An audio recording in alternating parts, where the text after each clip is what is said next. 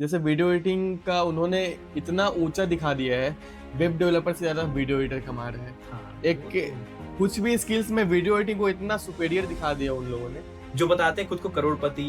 कितने लोग हैं करोड़पति? बहुत कम। लेकिन इसको फैंटेसाइज कर रहे हैं बहुत बाकी छोटे एडिटर्स। जो एडिटर्स अभी सीख रहे हैं ना, उनको मतलब पता नहीं ऐसा दिमाग में आ गया है कि भाई मैं भी करोड़पति बन जाऊंगा। बस सो कॉल्ड आजकल बड़े बड़े वीडियो एडिटिंग इन्फ्लुएंसर्स आ हाँ, गए हैं, तो उनके वजह से क्या हो रहा है ना कि मार्केट बहुत खराब हो रहा है। मतलब Basically, 3 घंटा 4 घंटा लगातार बैठना और बैठ के लैपटॉप के सामने काम करना सबके बस की बात नहीं है। सबके बस तो की बात बच्चे आ जा रहे हैं, इसमें लोग आ जा रहे हैं, लेकिन उन्हें रियलिटी नहीं पता वीडियो एडिटिंग। उन्होंने बोला कि आपका कॉन्फिडेंस बहुत हाई है लेकिन आपका काम बहुत बेकार है। मैं बोला कि अच्छा, ओके। दुनिया का इंस्पिरेशन हूँ, खुद पे बिलीव करता हूँ बहुत ज्यादा, और अगर आप मेरे को ऐसे बोल रहे हो तो यू डोंट डिजर्व मी।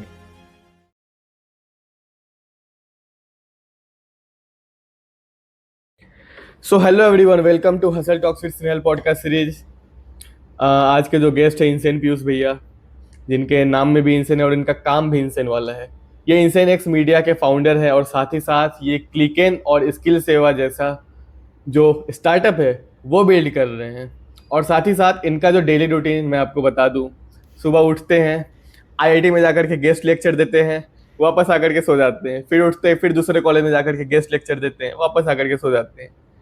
तो पीयूष भैया, welcome to Hustle Talks with Snehal. Thank you आपको सो मच भाई। कैसा लग रहा है स्नेहल टीवी पे आकर के? अरे बहुत अच्छा लगा, इतना अच्छा इंट्रोडक्शन अगर मिले कहीं से तो मजा ही आएगा यार। क्या इंट्रोडक्शन दिया, best introduction ever. Thank you so much for inviting me. और काफी मजा करेंगे, काफी सारी बातें करेंगे, बहुत अच्छा लग रहा है मुझे। कैसा लगता है आपको? पहले आप कॉलेज लाइफ में देखा करते थे कि फाउंडर्स लोग आ रहे हैं, आप उनकी स्पीच सुनने जाया करते थे, अब लोग आपको सुनना पसंद कर रहे हैं। तो वहां से यहाँ तक का जर्नी कैसा लग रहा है आपको? यार यही तो एक ड्रीम होता है। जैसे कि जब मैं कॉलेज में एंटर किया था उससे पहले ही मैंने ये डिसाइड कर लिया था कि मैं जॉब तो नहीं करूंगा। देखो, मतलब from the very hmm. First day मेरा ये डिसाइडेड था कि I will not do a job. मैं करूंगा तो खुद का ही कुछ करूंगा। हमेशा से ये चीज था मेरे दिमाग में। जब फर्स्ट ईयर में आया तो मैं बहुत एक्सपेरिमेंट्स करता था। मतलब समझ रहे हो, मेरे अंदर एक कीड़ा था जानने का। समझ रहे हो, किसी भी चीज के पीछे मैं पड़ जाता हूँ तो मैं पड़ जाता हूँ, मैं करके ही मानता हूँ। समझ रहे हो। तो जैसे जब इनिशियली आया था तो देखा था कि ग्राफिक डिजाइनिंग का बहुत ज्यादा भौकाली था उस समय कि ग्राफिक डिजाइनिंग। तो वो सीखा मैंने। वीडियो एडिटिंग वो सीखा मैंने। सोशल मीडिया मैनेजमेंट वो सीख लिया मैंने। सॉफ्टवेयर डेवलपमेंट, वेबसाइट डेवलपमेंट, मतलब कोई ऐसी स्किल्स नहीं छोड़ी फर्स्ट ईयर में ही मैंने, जो मतलब ऐसे जिसका हुआ बना हो। समझ रहे हो। तो मैंने सब कुछ अच्छा। सीख लिया। तो मतलब ऐसा मेरा मेन मोटिव ये था कि फर्स्ट ईयर में ही मुझे सब कुछ जान जाना है, ताकि मैं सेकेंड ईयर में उसको मैं डीपली सीख पाऊं। समझ रहे हो। तो उस समय तक सीखने का मोटिव ये था कि मैं एक कंपनी बनाना चाहता हूं, और उस कंपनी को बनाने के लिए इतने सारे स्किल्स की जरूरत पड़ती है। If you are a founder, you are wearing hmm. 15-20 hats at the same time. समझ रहे हो। तो वो हम्म। मेन इंपॉर्टेंट था, और इसकी वजह से मैं इतना सारा एक्सप्लोरेशन मतलब मेरा चलता रहता था। तो काफी मजा आया, मतलब और सीखने में मजा आता था। टू बी ऑनेस्ट, ऐसा अभी भी मेरे को है कि सीखने में मजा आता है हमेशा। समझ रहे हो। और ये जो तुम बोले कि वो जो ट्रांसफॉर्मेशन है, वो फाउंडर्स को देखना और फाउंडर्स से फाउंडर्स के साथ मिलना जुलना, बात करना, और एज अ फाउंडर जाके गेस्ट लेक्चर देना, तो वो एक बहुत ही बढ़िया ट्रांजिशन है। इवन मैं तुमको एक इंसिडेंट बताता हूँ। चाय सुट्टा बार हम्म। के फाउंडर को तो जानते ही होगे। हम्म। गीक्स फॉर गीक्स के फाउंडर को जानते होगे। हम्म। भाई तुम मानोगे नहीं, जब मैं एलपीयू में हुआ करता था, जब मैं पढ़ाई कर रहा था वहां पे, तो जब ये लोग हम्म। आते थे तो मैं भाई बहुत मतलब दौड़ के जाता था, मतलब ऐसे एसडीएम में, एसडीएम ऑडिटोरियम हाँ, में। लगता होगा बड़े लोग हैं, बस मिल लूं कैसे भी। बड़े लोग हैं, हाँ, बस नहीं, बड़े लोग तो हैं ये तो पता ही था, लेकिन साथ साथ मुझे उनसे जानना था कि उनकी जर्नी कैसी रही है। तो तब मैं हम्म। वहां पे एज ऑडियंस के साथ बैठ के मैं उनको देखा करता था। And when I went to IIT Patna for a guest lecture, I was sharing stage with gigs for gigs के फाउंडर एंड अनुभव दुबे, जो चाय सुट्टा बार का फाउंडर। तो वो जो ट्रांसफॉर्मेशन है ना, मेरे को ऐसा लगा उस दिन मैंने बोला उनको, ये जर्नी बताया, एंड दे वर लाइक कि this is called the real success. And मेरे को भी अच्छा लगता है, काफी अच्छा लगता है। अभी बहुत कुछ मचाना अभी तो this is just day one. मेरा मतलब हमेशा से यही रहता है कि मैं कितना भी अचीव कर लूं, इट्स जस्ट डे वन। समझ रहे हो। मेरा अल्टीमेट हम्म। गोल कुछ और है, तो उसके हम्म। पीछे बस भाग रहे हैं एंड भागते रहेंगे। मतलब वो जो मैनिफेस्टेशन था आपका, जितना भी आपने मैनिफेस्टेशन किया वो कहीं ना कहीं सच होता हुआ दिखा आपको। भाई टचवुड, बचपन से जो चाहा है मैंने पाया है, ठीक है, और मैं वाह, आगे जो भी चाहूंगा वो पाऊंगा, नो मैटर क्या व्हाट बात इट है। Is, my personal life, my professional life, everything, हमेशा से। ये एनर्जी आप में बहुत अच्छी लगती है मेरे को। अभी कुछ दिन पहले राज समानी का 13 मिलियन सब्सक्राइबर्स कंप्लीट हुआ था, तो हम्म, उसने एक पोस्ट डाला था।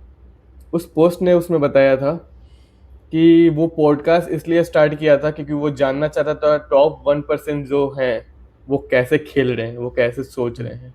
ओके, और अब वो टॉप 1% में आ चुका है, तो उसका ही मैनिफेस्टेशन कहीं ना कहीं कंप्लीट हुआ। तो मैनिफेस्टेशन जो होता है वो बस बोल देना चाहिए, वो जो जाकिर खान का लाइन है तथास्तु, वो एग्जैक्टली। रियल है, वो मैंने हो जाता है। मुझे अभी भी याद है जब मैं 8th क्लास में था, तो मैंने मैनिफेस्ट किया था, मतलब कि बहुत सारी चीज़ें थी उसमें। 8th क्लास में था, हमारा फैमिली बैकग्राउंड उतना ज़्यादा वो नहीं था कि 1 लाख 1.5 लाख का लैपटॉप खरीद लिया एंड ये सब चीज़ें छोटी मोटी, मतलब ऐसे गोल्स थे मेरे। मैंने 8th क्लास में एक डायरी में लिखा था, आज भी है मेरे पास वो डायरी का फोटो वोटो सब रखा हुआ है मैंने। उसमें मैंने लिखा था कि I will by a MacBook and iPhone from my own money, ठीक है। ये मैंने लिखा था कि मैं ग्रेजुएट होने के बाद करूंगा, ग्रेजुएशन से पहले, when I was in second और third year of my college, मैंने दोनों हम्म, खरीद लिया। मैंने उसके वीडियो बाद देखा मैंने, था आपका वो। एग्जैक्टली exactly, हाँ, तो आई गेस हम्म, तुम तो कंग्रेचुलेट भी किए थे, आई गेस। हाँ, हाँ, तो मैंने वो बोला सब था चीजें, वो काफी रिलेटेबल लगा था। एग्जैक्टली exactly, मैंने फिर तुम्हारा भी मैंने पोस्ट देखा दोबारा था, वो यू वीडियो ऑल्सो। देखा। मैंने जब कैमरा ले लिया तो दोबारा आपका वो वीडियो जा करके देखा, और भी ज्यादा हाँ, रिलेटेबल लगा। कि बिल्कुल जो बिल्कुल, उसने तो अपना वही होता है ना ट्रांजिशन ये दिखाया था, सब। कैसे आपने बिहाइंड द सीन्स हम्म, दिखाया था, आपने जो हम्म, वीडियो एडिटिंग किया, जितना हम्म, फ्रीलांसिंग किया, जितना स्ट्रगल किया, वो सारा आपने जो बिहाइंड द सीन्स दिखाया था वो हम्म। बहुत मैं तो रिलेटेबल था। यही रेकमेंड करता हूँ सबको कि मैनिफेस्ट करो और लिखो। देखो, मैं तुम्हें बहुत सारी गोल्स तो बता नहीं रहा हूँ जस्ट बिकॉज कि मैं अभी चाहता हूँ कि थोड़ा हो जाने दो, फिर उसके बाद करेंगे ये आईआईटीज में। देखो, मैं बता रहा हूँ, जब मैं 12th क्लास में था, जब मैं आईआईटी जेई का प्रिपरेशन कर रहा था एंड आईआईटी जेई का रिजल्ट जब आया, मैं टू बी ऑनेस्ट, मतलब अच्छा रैंक नहीं आया था मेरा, हम्म, तो मैं कोई कॉलेज जैसे ज्वाइन नहीं कर पाया, आईआईटी और एनआईटी। तो मैंने एलपीयू ज्वाइन किया था एंड तब मैं जब एलपीयू में ज्वाइन करने के बाद मैंने ये सोचा था कि अब ऐसा समय आएगा जहां पर मुझे आईआईटीज में बुलाया जाएगा as a chief guest. But मुझे ये नहीं पता था कि ये मैनिफेस्टेशन इतना जल्दी पूरा हो जाएगा, क्योंकि मैं 4th ईयर जैसे कंप्लीट हुआ मेरा, मैं बैंगलोर में था, बैंगलोर से यहाँ आया नोएडा, ये 6 महीने का ही बात है पास आउट होने के बाद, और 6 महीने बाद I was in IIT and I was giving a guest lecture. वाह, मतलब वो मैंने जो पोस्ट देखा था आपका कि एक बार जब आप हम्म, आईआईटी में फेल हो गए थे लेकिन फिर वही हम्म, कॉलेज आपको गेस्ट स्पीकर के रूप में बुलाया, वो प्योर गूज बम्स।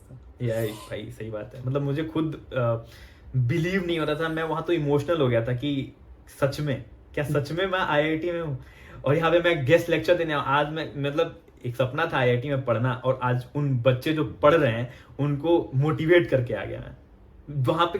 जब आईआईटी पटना गया था, वहां पे लोग जब फोटोज क्लिक कर रहे थे मेरे साथ, जो बच्चे वहां के फोटोज क्लिक कर रहे थे आफ्टर द सेशन, उस समय मतलब सररियल मोमेंट था, कह लो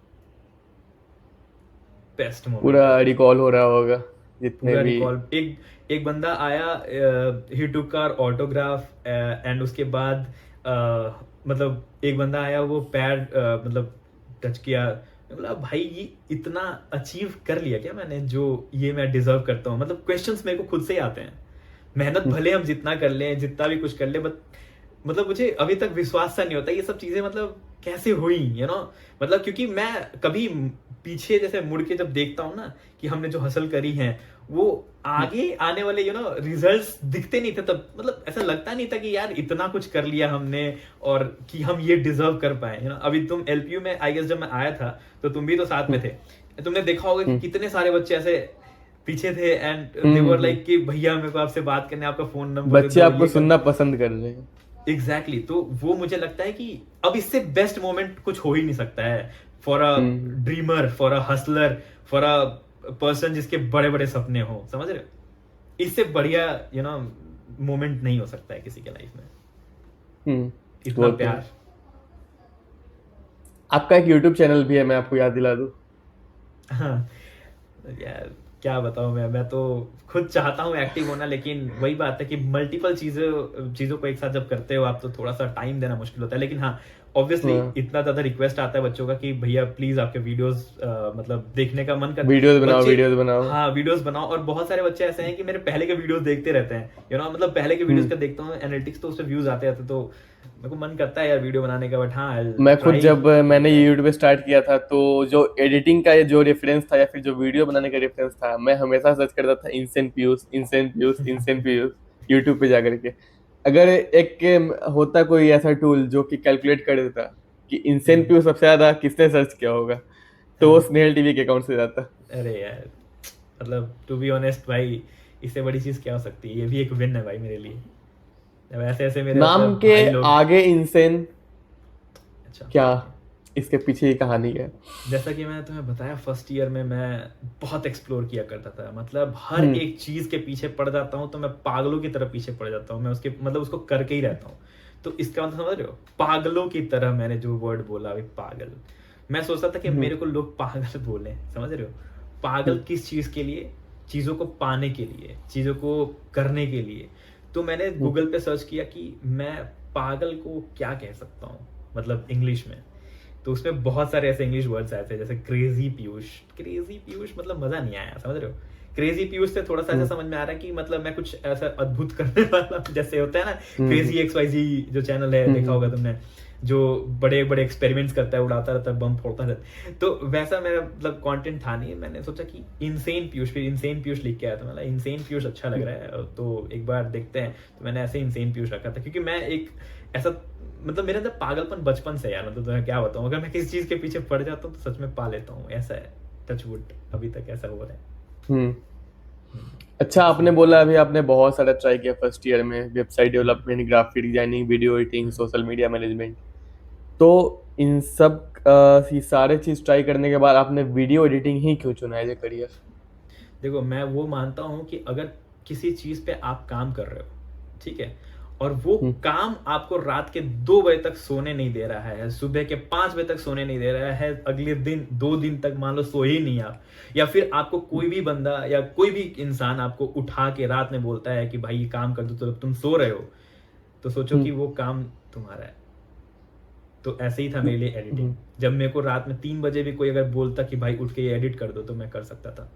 मुझे मजा आता था करने में, क्योंकि मेरी क्रिएटिविटी, और मतलब होता ना कि मैं बहुत कंटेंट भी कंज्यूम करता था, तो ऐसे ना मन करता था इसको छाप दूं, समझ रहे हो। अब जब देखा है मैंने, तो उसका मन करता है रिक्रिएट करो इसको, तो वही रिक्रिएट का जो भूत सवार था मेरे ऊपर, तो यही मेरे को एडिटर बना दिया, समझ रहे हो। अच्छा, और आजकल मार्केट में बहुत ही ज़्यादा वीडियोज कुछ ऐसे टाइप के आ रहे हैं, जैसे वीडियो एडिटिंग का उन्होंने इतना ऊंचा दिखा दिया है, वेब डेवलपर से ज़्यादा वीडियो एडिटर कमा रहे हैं। हाँ एक वो तो कुछ भी स्किल्स में वीडियो एडिटिंग को इतना सुपेरियर दिखा दिया उन लोगों ने। लाइक मैंने देखा था वीडियो एडिटिंग करोड़ों कमा रहे हैं सब, मतलब लाखों, लाख भी नहीं, अब तो थंबनेल में भी करोड़ों डाल रहे हैं वीडियो एडिटिंग से। तो क्या सच में वीडियो एडिटिंग का इतना वैल्यू है मार्केट में, या फिर ये सब हाइप बनाया हुआ है इन्होंने? यार देखो, जो क्वेश्चन था तुम्हारा कि वीडियो एडिटिंग को हाइप नहीं है, मतलब वैल्यू तो देखो है। अगर मान लो कि इतने कंटेंट क्रिएटर्स हैं, सब कोई आज कंटेंट क्रिएटर बनना चाहता है, तो कहीं ना कहीं एडिटर्स की तो रिक्वायरमेंट बढ़ती जा रही है ना। एडिटर्स की रिक्वायरमेंट्स है, एडिटर्स की रिक्वायरमेंट हमेशा रहेगी, समझ रहे हो, कभी खत्म नहीं होने वाला ये रिक्वायरमेंट। लेकिन अच्छे एडिटर्स कितने हैं ये देखो, बहुत कम है अच्छे एडिटर्स जो बताते हैं खुद को करोड़पति ऐसा करके। तो एडिटिंग में पॉसिबल है, ऐसा नहीं, मैं मना नहीं कर रहा हूं, एडिटिंग में आप करोड़पति बन सकते हो, लेकिन ये मैटर करता है कि कितने लोग, समझ रहे हो, कितने लोग हैं करोड़पति, बहुत कम। लेकिन इसको फैंटेसाइज कर रहे हैं बहुत बाकी छोटे एडिटर्स, जो एडिटर्स अभी सीख रहे हैं ना, उनको मतलब पता नहीं ऐसा दिमाग में आ गया है कि भाई मैं भी करोड़पति बन जाऊंगा ऐसे 1-2 दिन में। मैं बताता हूँ, जैसे मैं हायरिंग करता हूँ, जैसे मेरा इंसेनिक्स मीडिया मतलब मोस्टली हमारा जो मोस्ट सोल्ड सर्विस है वो वीडियो एडिटिंग ही है। तो अब वीडियो एडिटर्स जब मैं हायर करता हूँ, तो मेरे पास आते हैं कम से कम 500-600 रेज्यूमेज आते हैं, पोर्टफोलियोज आते हैं, एंड ट्रस्ट मी, मैं टोटल जो 500 रेज्यूमेज और पोर्टफोलियो आते हैं सबको रिजेक्ट करता हूँ, जस्ट बिकॉज दिखता है ना वहां पे। देखो मैं वहां पे एक डालता हूँ सैलरी एक्सपेक्टेशन, ठीक है, कोई बंदा 1 महीने से एडिटिंग करना सीखा है एंड वो एक्सपेक्ट कर रहा है कि 10 LPA पैकेज मिले मुझे वीडियो एडिटिंग से। अब तुम बताओ कि किसी को एक्सपीरियंस ही नहीं है और वो बस सो कॉल्ड, आजकल बड़े बड़े वीडियो एडिटिंग इन्फ्लुएंसर्स आ गए हैं, तो उनके वजह से क्या हो रहा है ना कि मार्केट बहुत खराब हो रहा है, कि वो लोग क्या करते हैं कि वीडियो एडिटिंग सीख लो, आप दिन के 2,000 5,000 रुपए कमा लोगे, 10,000 कमा लोगे, 15,000 कमा लोगे। ऐसा पॉसिबल नहीं है, प्रैक्टिकली कोई सोच ही नहीं रहा है। बच्चे मतलब बहुत ज्यादा इन्फ्लुएंस हो जा रहे हैं उनकी वजह से। तभी तो मैं बताऊं, मैं वीडियो एडिटिंग के ऊपर मैं सच में कंटेंट बनाना चाहता हूं, बट मैं बनाता नहीं हूं, जस्ट बिकॉज कि मुझे लगता है यार ये सब बहुत ज्यादा कचरा भरा हुआ है इधर मार्केट में। भरे पड़े हैं, क्योंकि वो सब तो इन्फ्लुएंस कर दे रहे हैं वीडियो एडिटर्स को कि वीडियो एडिटिंग में एग्जैक्टली आने के लिए। लेकिन बच्चे जिनको पैसा नहीं वीडियो एडिटिंग का, जो कुछ और कर सकते हैं, क्योंकि वीडियो एडिटिंग भी हर किसी के बस की बात नहीं है। सही बात है। क्रिएटिविटी चाहिए और भी बहुत कुछ चाहिए, थोड़ा पैसेंस बहुत चाहिए। मतलब पेशेंस 3 घंटा बहुत ज्यादा, 4 घंटा लगातार बैठना और बैठ के लैपटॉप के सामने काम करना सबके बस की बात नहीं है। सबके बस की तो बात नहीं बच्चे है। आ जा रहे हैं इसमें, लोग आ जा रहे हैं, लेकिन उन्हें रियलिटी नहीं पता वीडियो एडिटिंग का। नहीं नहीं, रियलिटी मेरे पास कितने एडिटर्स आते हैं यार, जो मैं बता रहा हूँ कि जैसे ही काम का लोड बढ़ता है ना, गिव अप कर देते हैं वो हम्म, लोग। मेरे पास बहुत सारे ऐसे एडिटर्स, मतलब मैं तो कम से कम नहीं तो 50-60 एडिटर्स तो ऐसे ही जिनके साथ काम किया है मैंने। तो हम्म, वो दिखता है ना इनकंसिस्टेंट है बहुत ज्यादा वो लोग। मतलब उनको क्या है कि पहले दिन से उनको पैसा चाहिए, समझ रहे हो? अब हम्म, पहले दिन से पैसा कहाँ मिल सकता है? कहीं नहीं मिलता है। हम्म। वो मिलेगा तो काम करते करते ही आएगा। लर्निंग फेज, हाँ लर्निंग फेज में आप पैसे कमाओगे, लेकिन आप एक्सपेक्ट मत करो ना कि आप 1 लाख रुपए एक वीडियो का कमा लोगे एक दिन में। भाई हम्म। हर चीज के लिए समय देना पड़ता है। माना तुम जेंजी हो, फास्ट फास्ट चलते हो, लेकिन इसका मतलब ये थोड़ी है कि आज एक ही दिन में तुम 30 मार्क हाँ बन गए। ऐसा तो नहीं हो सकता ना, वो चीज है। आपका मैंने एक पॉडकास्ट देखा था रोहित परासर के चैनल पे, जिसमें आपने हम्म, बताया था आप जब वॉक करने जाते हो तो आईफोन ले आते हो, दूसरी बार वॉक करने जाते हो तो फिर मैकबुक ले आते हो, तीसरी बार जाते हो तो पूरा का पूरा घर ले लेते हो। इसके पीछे की कहानी क्या है? यार वही बताया ना तुम्हें कि बचपन से एक ड्रीम था कि अपना जो मिडिल क्लास लाइफ जो है ना मेरा, वो उसको हम्म, थोड़ा अपग्रेड करना है। और पता है हमेशा से मैं ये बिलीव करता हूँ कि मैं जितना खर्चा करता हूँ उतना पैसा आता है। मतलब पता नहीं ये सबके लिए अलग हो सकता है, कंट्रोवर्शियल हो सकता है, बट मेरे साथ ऐसा है कि मैं जितना उड़ाता हूँ उतना पैसा मेरे पास आता है। तो अच्छा। मतलब ऐसा है कि अगर मैंने किसी चीज को, अगर किसी चीज की मुझे जरूरत लगती है ना, तो मैं सोचता नहीं हूँ, मैं ले लेता हूँ। मैं गालियां भी सुनता हूँ घर वालों से, या मतलब सबसे गालियां सुनता है। दोस्त मेरे ऐसे हैं कि कहते हैं हम्म, भाई तू क्या आदमी है भाई। ऐसे मतलब एक बार ऐसे सेलेक्ट सिटी वॉक गए थे हम लोग, ऐसे मतलब घूमने गए थे दोस्तों के साथ है। हम्म, मतलब मेरा फोन 13 था, पहला आईफोन 13। तो वैसे ही एप्पल स्टोर पे जाने की आदत है, कहीं भी चले जाते हैं एप्पल स्टोर, गए वहाँ पे आईफोन 16 प्रो पसंद आ गया, तो सोचा कि ले ही लेते हैं, लेके आ गए। फिर उसके बाद एक दिन ऐसे ही वाह। सीपी गए थे, सीपी में टहल रहे थे, तो एक क्लाइंट का कॉल आया कि hi Piyush, we have a very great editing project for you. और काफ़ी अच्छा प्रोजेक्ट था टू बी ऑनेस्ट, मतलब बहुत बढ़िया था वो। तो मेरे को लगा कि कहीं ना कहीं पोटेंशियल है, और मेरे पास जो डिवाइस है, मतलब मैकबुक M2 प्रो M2 है मेरे पास, तो हम्म, M2 में यार उतना कंपैटिबिलिटी नहीं थी। और मैं ऑफिस में जो मतलब सारे एम्प्लॉयज जो है मेरे, या फिर जो मेरे हम्म, टीममेट्स हैं, उनके पास अपने लैपटॉप से वो लोग एडिटिंग करते हैं। तो मैंने सोचा यार कुछ बीस्ट चाहिए अपने को, है ना। तो मैंने बोला कि यार अभी सीपी में घूम ही रहे हैं, यहाँ पे दिख गया है क्रोमा, तो चलो एक बार उठा लेते हैं। एक बार M2 वो मतलब क्या मैक मिनी ले लेते हैं। मैक मिनी बहुत अच्छा है, मतलब मेरे को लेना ही था मैक हम्म, मिनी वैसे भी, तो मैं सोचा चलो इससे बढ़िया दिन क्या ही हो सकता है, प्रोजेक्ट आ रहा है तो ले लेते हैं। एंड उसके बाद फ्लैट का बात था, तो बोर हो गए थे वहां पे रह गए तो सोचा कि फ्लैट चेंज कर लेते हैं। तो ऐसे ही दोस्तों के साथ फ्लैट बैठे भी ले लेते हैं। तो फ्लैट भी ले ही लिया हमने ऐसे। तो मतलब वॉक करना मेरा बहुत महंगा पड़ जाता है, सही बताऊं तो, इसलिए मैं वॉक नहीं करता। अच्छा, आपने यहाँ तक जो पहुंचा, तो जो स्टार्टिंग फेज होता है वो सबसे टफ होता है। स्टार्टिंग फेज को क्रैक करना सबसे टफ होता है। तो आपने जो सबसे पहला क्लाइंट था वो कैसे क्रैक किया? यार पता है मैं बताऊं तुम्हें, बहुत लोग तुम्हें बहुत भटकाते हैं कि ये करने जा रहे हो तो ये कैसे करोगे तुम, क्वेश्चंस दे हम्म। देते हैं। मैं हाँ। ऐसे चलता हूँ, ऐसे इधर नहीं दिखता मुझे, इधर भी नहीं दिखता, मैं सीधे देखता हूँ बस। मैं खुद पे भरोसा रखता हूँ।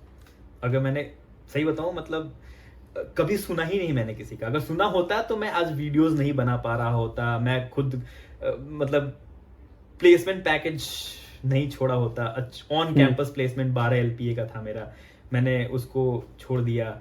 मैं फिर बैंगलोर गया था एक बार इंटर्नशिप करने के लिए, उसको छोड़ दिया। ऐसे छोड़ नहीं पाता अगर दूसरों का सुनता। तो बहुत लोग आए थे रास्ते में, बहुत लोगों से मैंने सलाह लिया था सुनने के लिए कि क्या पर्सपेक्टिव है। तो मैं उनको बोला कि हम्म। भाई तुम्हारा पर्सपेक्टिव मैं बदल के रहूंगा, एंड बदल दिया। तो बस यही चीज था कि मतलब सुना हमेशा से सबका यही, किया खुद का। सुनता सबका हूँ भाई, सबका इज्जत देना, सबको इज्जत दो, समझ रहे हो, हम्म। बट करो खुद का। सेल्फ रिस्पेक्ट बहुत मैटर करता है। हाँ, पहला क्लाइंट कैसे क्लोज किया वो भी बहुत अच्छी कहानी रही है। मतलब देखो, मैं कॉलेज में था, हसल कर रहा था, एडिटिंग सीखा था नया नया, कंटेंट क्रिएट कर रहा था नया नया। तो एलपीयू में तुम्हें पता ही है, इतने सारे इन्फ्लुएंसर्स आते हैं, सेलिब्रिटीज आते हैं। तो ऐसे ही मतलब हमारे एक गुरुजी हैं चिराग शर्मा सर, मतलब हमेशा मैं उनको थैंकफुल हमेशा थैंकफुल रहता हूँ उनके लिए कि वो मेरे लाइफ में आए, to be honest. And he totally changed my life कह सकते हैं। अगर मेरा पहला क्लाइंट, अगर मेरा तुम कह लो कि पहला पैसा कॉलेज में अगर किसी ने मतलब कमवाया है या फिर मोटिवेट किया है कमाने के लिए, तो he was the one person. वैसे तो उसके बाद बहुत सारे ऐसे फैकल्टीज मिले जो ऑब्वियसली इनसे ज़्यादा मतलब मेहनत मतलब करवाए थे मेरे को, but he was the one जिसने शुरू करवाया था। तो ऐसी एक इन्फ्लुएंसर आया था जिनके 35,000 के आसपास सब्सक्राइबर्स थे।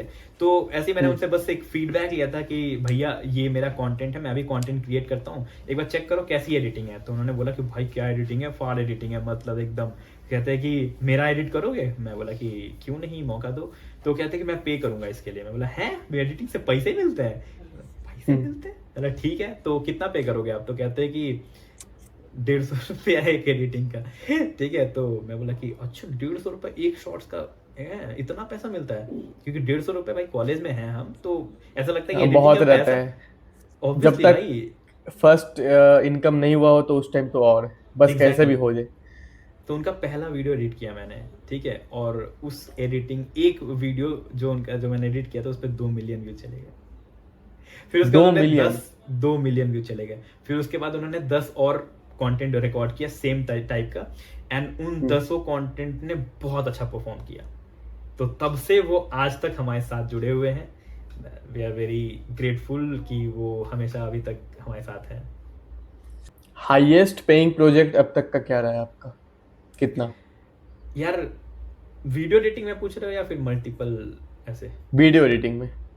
यार वीडियो एडिटिंग में ना एक यूनिवर्सिटी, यूएस की यूनिवर्सिटी है, उसके लिए हमने एडिट किया था एक वीडियो। मतलब काफ़ी भयंकर वीडियो था, मतलब समझ रहे हो, मतलब जो उनके वेबसाइट पे जा रहा था, जो उनके हर जगह ऐड चलने वाला था। तो उस एक प्रोजेक्ट का हमने 3.5 लाख रुपया चार्ज किया था।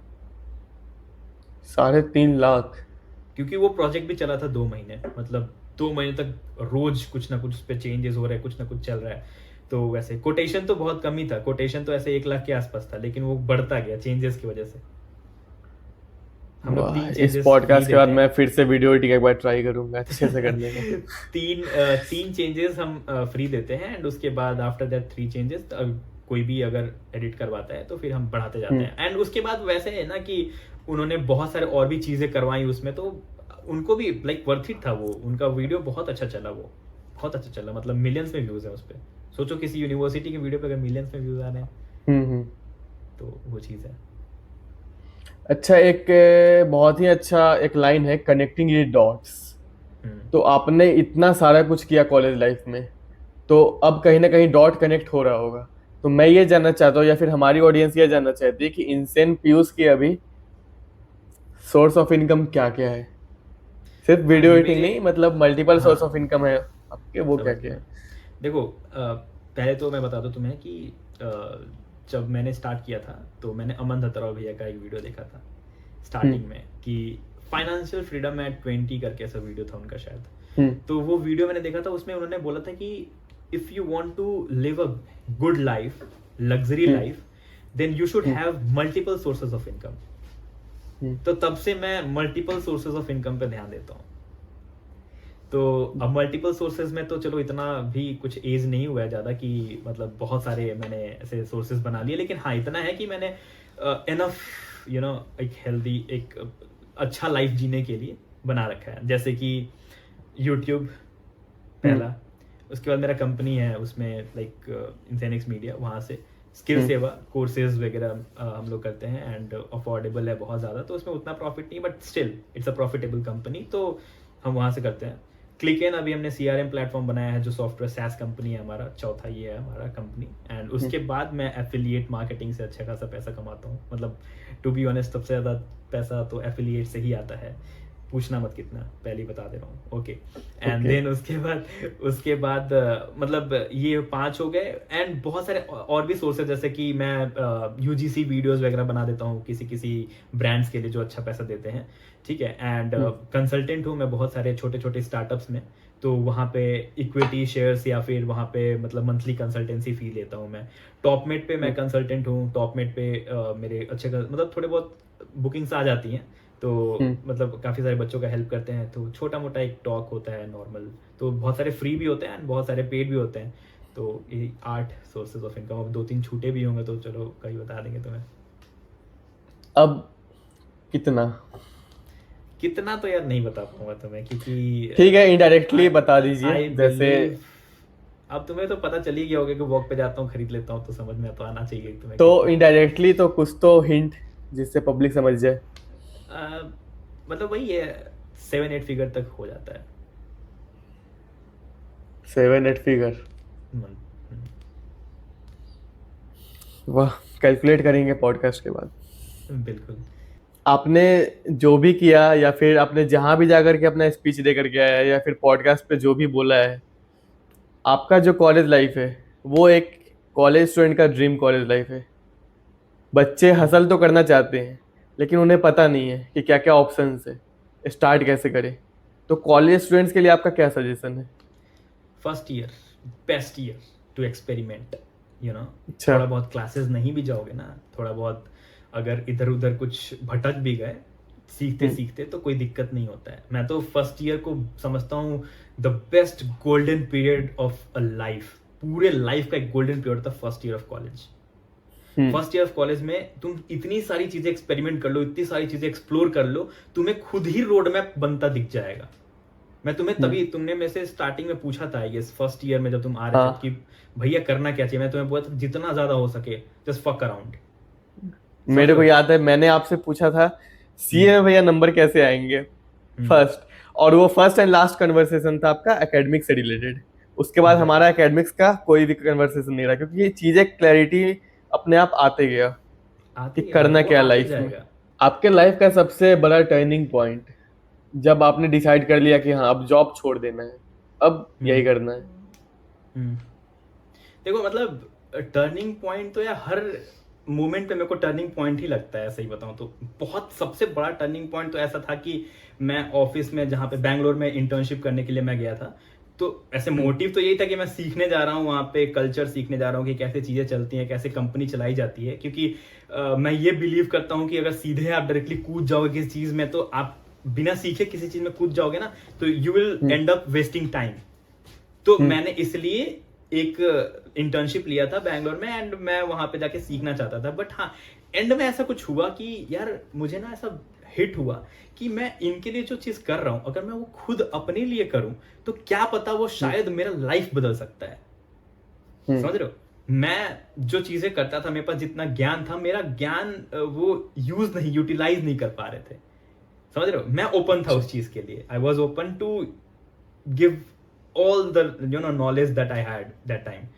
तो अगर कोई नहीं यूज कर रहा है तो मैं सोचा कि खुद ही यूज कर लेता हूँ। फिर मैंने एक दिन ऐसी थोड़ी सी नॉर्मल एक बहस हो गई, तो वो जो हमारे मतलब वहाँ पे जो मैनेजर फाउंडर थे, तो उन्होंने कुछ ऐसा बोला था मेरे को, जिसकी वजह से मेरे को थोड़ा सा हर्ट हुआ। समझ रहे हो? ऐसा हर्ट हुआ कि मेरे को लगा यार ऐसे तो नहीं हूँ मैं। समझ रहे हो?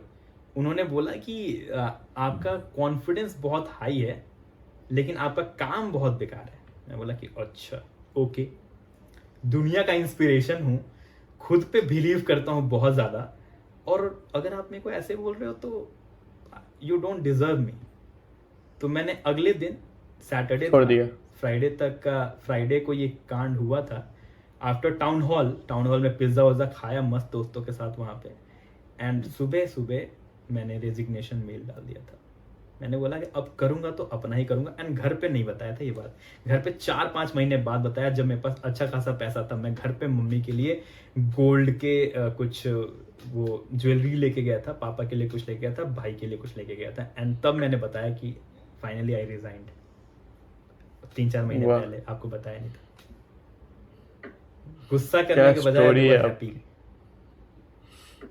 भाई मतलब trust me, I am a believer of go with the flow. सब कुछ हो जाता है। और पता है मैं बताता हूँ, अगर आप इस स्टेज पे हो ना, मतलब जिस एज में ग्रुप में अभी तुम हो, मतलब मैं भी जब था, अभी भी मतलब ऐसा ही चल रहा है, रिस्क वाला, रिस्क टेकिंग एबिलिटीज अपनी हाई रखो।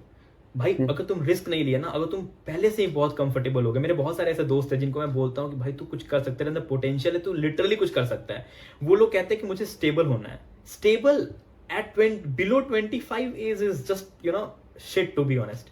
मैं बिलीव ही नहीं कर, मैं मेरे को वो लोग बहुत परेशान करते हैं टू बी ऑनेस्ट, जो होते हैं ना, जो कहते हैं कि मुझे स्टेबल होना है। अरे यार, स्टेबल एज आता है स्टेबल होने का, आप रिस्क लेके तो देखो, क्या पता लाइफ बदल जाए।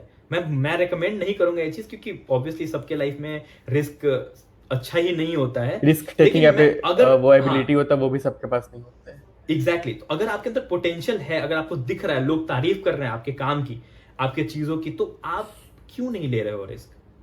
और पहली बात अपने आप पे काम करना कोई रिस्क नहीं होता है, सही बताऊं तो। जैसे मैं बता रहा हूं, मैं जब इंटर्नशिप छोड़ा, मेरे अंदर कॉन्फिडेंस था, मेरे अंदर एक्सपीरियंस था, मेरे अंदर नॉलेज था, मैं इतना बिलीव करता था खुद पे कि अगर मैं कुछ नहीं भी कर पाया डाउन द लाइन 6 महीने, तो उसके बाद मैं 7वें महीने में जॉब पकड़ लूंगा, इतना कॉन्फिडेंट था मैं।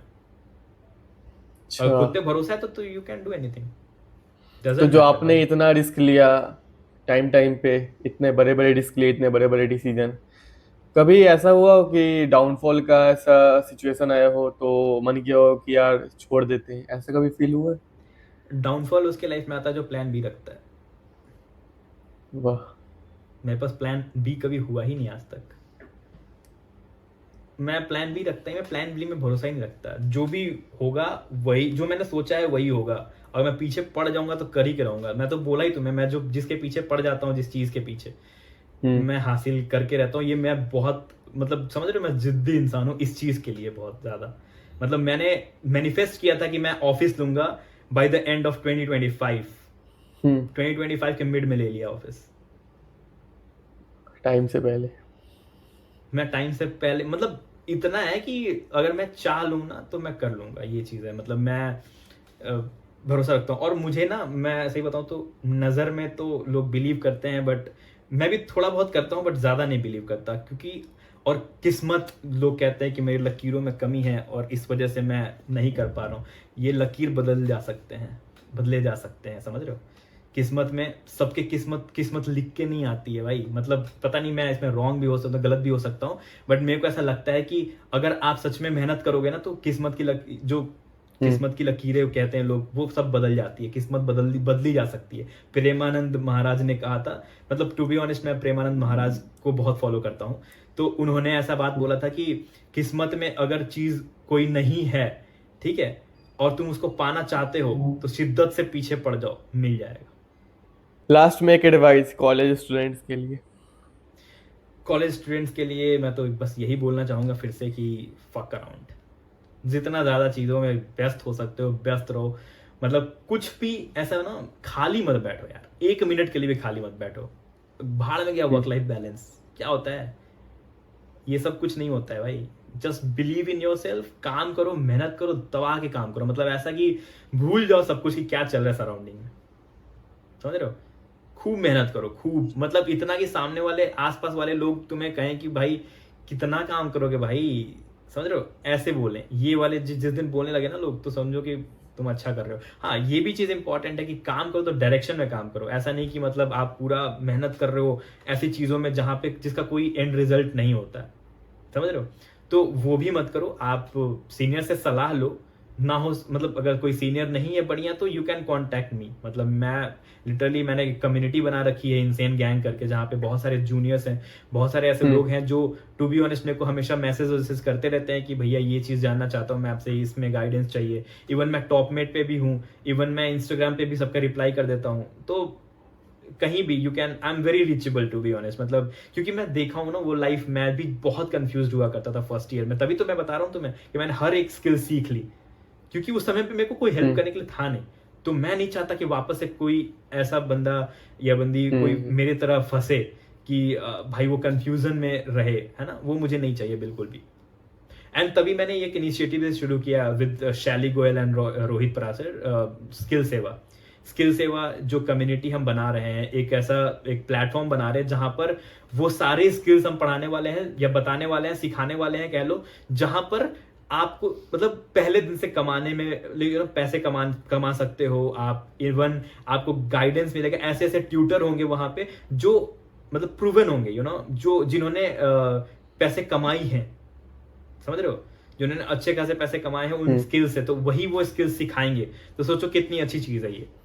हम चाहते हैं मतलब उन लोगों का हेल्प करना जो फर्स्ट ईयर में ऐसे एकदम होता है ना कि बहुत कंफ्यूज्ड रहते हैं कि क्या सीखूं क्या नहीं सीखूं, समझ रहे हो, ये सारी चीजें। अच्छा। तो बिल्कुल इसके बारे में और ब्रीफ डिस्कशन होगा। अगर आप स्किल सेवा को फॉलो करते हैं तो आपको पता चल जाएगा कि हम और क्या क्या करने वाले हैं। चलिए भैया, मजा आया आपसे बात करके, मजा आया ये पॉडकास्ट मुझे भी करके। आपको कैसा लगा स्नेहल टीवी पे आकर के? बहुत अच्छा लगा स्नेहल टीवी पे आके, एंड मुझे लगता है शायद ये आपका पहला पॉडकास्ट है, तो आई टू बी हाँ जी। Honest congratulate you. Also I say all the best to you कि आप ऐसे ही काम करते रहो। Podcast, you know, podcast are the best thing of content creation, just because कि आपका कनेक्शन बहुत अच्छा बनता है। पॉडकास्ट से सबसे बेस्ट कनेक्शन बनता है। आपने मेरे से 1.5 घंटे बात करी, मैंने डीपली बात करा, मैंने अपने पर्सनल चीजों पे बात करा, मैंने अपने प्रोफेशनल चीजों पे बात करा, मैंने अपने गोल्स बताए, मैंने, हम दोनों ने एकदम जो वाइब करा है, वो जो वाइब है ना, वो ऐसे नॉर्मल टॉक्स में नहीं होती है, समझ रहे हो। तो नहीं पॉडकास्ट होती से है। आप बहुत कुछ सीखते हो, बहुत अच्छा कनेक्शन बनता है। So just keep doing, I will just say all the best and take a leave. Thank you so much for inviting. Thank you Piyush भैया इस शो में आने के लिए। बाकी this is all about episode 1 of Hustle Talks with Snehal. मिलते हैं next episode में।